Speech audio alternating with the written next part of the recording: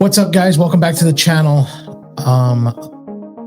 This is a very unique show today. It is one of those things that you don't like talking about. It was the death of a boxer. I'm going to get his name. He's a Nigerian boxer. His name was Sugan Olijawa. He was a light heavyweight, 175 pounds from Ghana.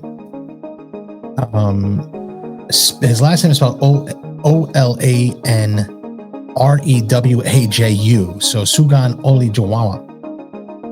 He collapsed during a bout in Ghana and was on March 29th. Now, it didn't appear, if you look at the fight here, we're going to put it up here. He was in control of the fight, actually. So that doesn't tend to believe that this was accumulation of punches, but there is one punch, and I think you could see it right here, that landed. And he stepped back and collapsed. However, the medical examiner does not know if that was the issue or not. There's been 33 boxing deaths directly associated with boxing since 2000. So the last death in the United States was 2019. It was Patrick Day. I do remember that. And it was really... that one I remember was real tragic, and that was accumulation of punches, I believe. But I will say this as far as the deaths in boxing. Recently, they've been on the decline. I think the commissions do a great job. Now, in Ghana, I don't know. I know in the United States, they are very strict. Even with MMA, the dehydration and all those ways that they cut to make weight, and they do in boxing too. I don't think as drastically as MMA, because there's a lot of MMA fighters drastically cut weight.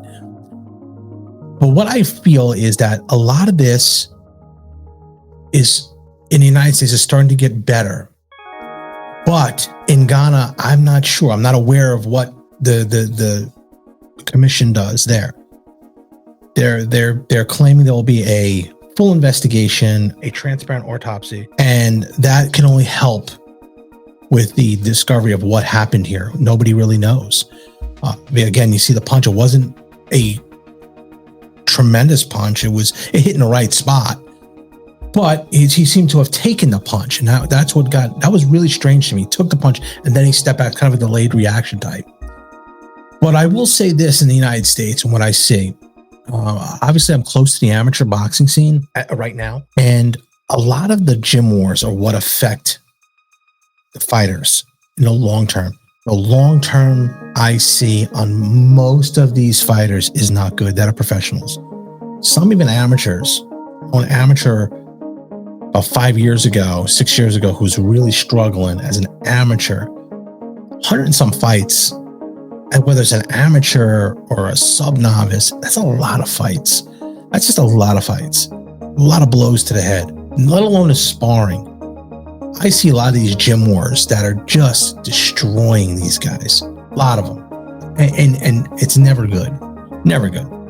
My feeling is when you go and become a trainer, there should be an accountability with that also. If you are in there and you're a trainer, you've got to know your fighter. You cannot spar every single day. You can't spar 3 to 4 times a week. I think it should be, especially in the amateur level, more protected, less sparring. I know there was a guy, Danny Romero, years ago, who didn't spar at all.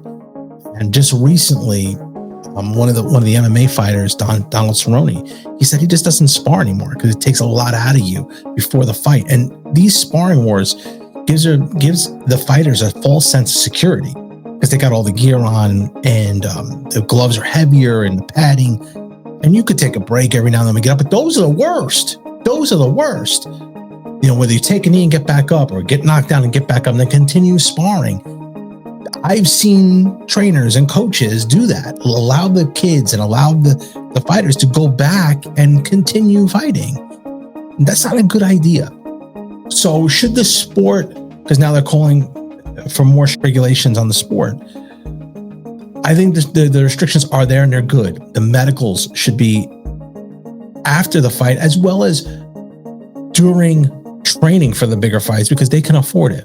Do I think it's going to ever happen? No, because it's too expensive. But that then lies on the trainers and the coaches. You've got to know your fighters. The worst case scenario is that you don't know and they spar and they're getting beat up even more, and whether they have a concussion or not. I can remember one time I'd had a concussion, came back to the gym, and I was sparring the next day. I didn't say nothing to my trainer. I knew I was throwing up at night and there was just something wrong. It was weird. And I just kept continuing to spar. Had a fight booked out maybe 2 months from there. So I was still in a position where I was probably just getting my cells back. And I was still sparring. Those days have to be over, but it'll never happen. Boxing is the oldest sport in the world. It's our combat. It's our hand-to-hand combat. It's our defense mechanism. They've made improvements in football. They've made improvements in some hockey. They have to start making improvements in boxing on the amateur level in order to protect them in the professional ranks. There are not many fighters that I see that are professional. Not many. That don't have slurred speech. Their reaction time is slow. The reasoning portion of their brain is messed up. Rick Bowe's a perfect example. This tragedy that happened on the 29th, it'll open the eyes of a lot of people for a short period of time. And then it just goes away. It's one of those things that comes with the sport. It's unfortunate. It's happened. I've seen it happen one time on TV, another time live, where the guy didn't pass away though. Freddie Kadian did not pass away, but it was the scariest thing I've ever seen. And fortunately for him, he's doing well. There was an issue he had there with the law, but he's doing well now. My thoughts are that this will not affect the regulations of boxing in Ghana or here. You can't make boxing safer. I mean, the only way to change the boxing safety is what happens behind closed doors at those gyms. I know for a fact there's a lot of gym wars that happen between people that are either A-level fighters and D-level fighters, or if you have A-level fighters and A-level fighters going at it, they're just never good. It's never a good scenario. Trainers got to be a little bit better. The coaching's got to be a little better. You've got to know your fighters. Not to say that would have prevented this tragedy. They are professional athletes. They are adults. To have the opportunity to come out of poverty is the reason why these guys fight. Those are my thoughts on it. Give me your thoughts on it. Like and subscribe and give me those are my thoughts on it. Give me your thoughts on it in the comments.